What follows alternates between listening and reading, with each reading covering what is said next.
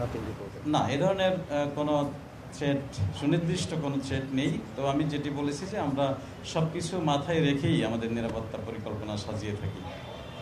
যথাযথ ভাব গাম্ভীর্য ও ধর্মীয় উদ্দীপনার মধ্য দিয়ে পবিত্রভাবে উদযাপিত হবে পবিত্র ঈদ উল আজহা।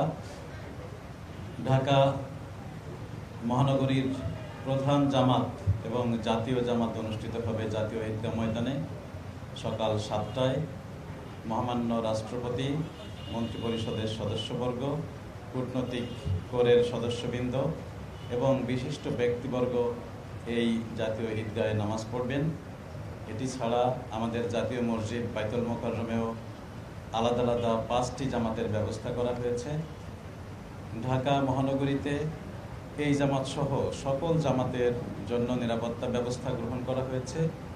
এখানে যেহেতু মহামান্য রাষ্ট্রপতি নামাজ পড়বেন এবং অন্যান্য বিশিষ্ট ব্যক্তিবর্গ থাকবেন, কূটনৈতিক কোরের সদস্যবর্গ থাকবেন, সেজন্য এখানে বিশেষ ব্যবস্থা গ্রহণ করা হয়েছে। জাতীয় ঈদগাহ ময়দানের যে জামাত, সেটি নিরাপত্তার জন্য 5 স্তরের নিরাপত্তা বলয় তৈরি করা হয়েছে। এছাড়া ট্রাফিক ব্যবস্থাপনার জন্য 4টি আলাদা আলাদা পার্কিংয়ের ব্যবস্থা করা হয়েছে। কিছু কিছু জায়গায় রাস্তায় ডাইভারশন দেওয়া হয়েছে। আমাদের সাধারণ uniform police patrolling, checkpost, drone patrolling, cyber patrolling, CCTV camera ইত্যাদি বিভিন্নভাবে নিরাপত্তা নিশ্চিত করা হবে। এটি ছাড়া আমাদের সহায়তায় র্যাবের সদস্যবর্গ থাকবে এবং শহরের বিভিন্ন জায়গায়ও র্যাবের পেট্রোল থাকবে। আমরা আশা করি কালকের যে ঈদের জামাত, সেটি সুন্দরভাবে সুষ্ঠুভাবে অনুষ্ঠিত হবে। এটি ছাড়াও ঈদের আমাদের আরও কিছু চ্যালেঞ্জ রয়েছে।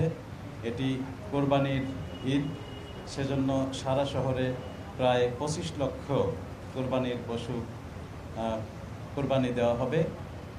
সেক্ষেত্রে 2 সিটি কর্পোরেশনের পক্ষ থেকে যে ব্যবস্থাপনা রাখা হয়েছে, আমি নগরবাসীর প্রতি বিনীত অনুরোধ জানাচ্ছি সেই নিয়মকানুন মেনে কোরবানির দেওয়া এবং সেটির যে বর্জ্য, সেটি অপসারণে সিটি কর্পোরেশনকে সহায়তা করা, পুলিশকে সহায়তা করা। এটি ছাড়া যে চামড়া, সেটির ব্যবস্থাপনার জন্য এবার সরকারের পক্ষ থেকে বিশেষভাবে নির্দেশনা দেওয়া হয়েছে।